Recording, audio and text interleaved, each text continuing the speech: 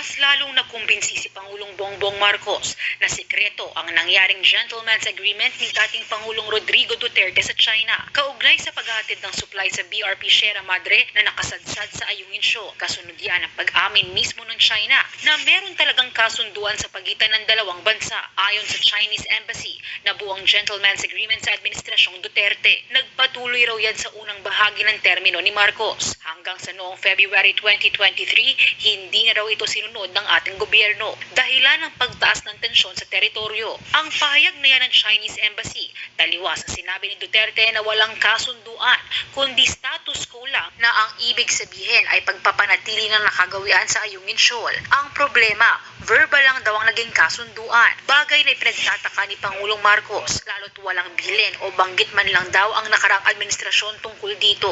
Hindi ko nga maintindihan. Very experienced lawyer si President Duterte.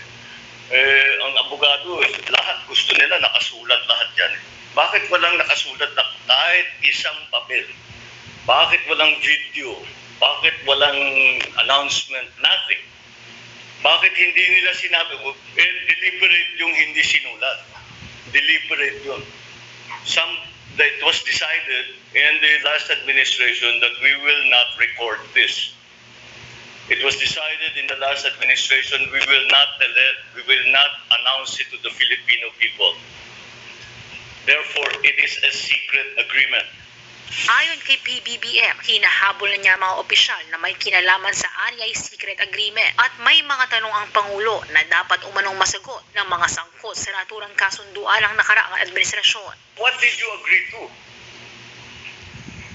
What did you compromise? Ano yung pinamigay ninyo? Bakit nagagalit sa atin ang mga kaibigan natin sa China? We need to clarify the situation because nalalagay ang Pilipinas sa alanganin. Kabilang sa mga pinagtanungan niya si National Security Advisor Eduardo Año na dating DILG Secretary. Pero sagot daw ni Año sa Pangulo, hindi siya kasama sa diskusyon. Git naman ni Pangulong Marcos, handa siyang makipag-usap kay Duterte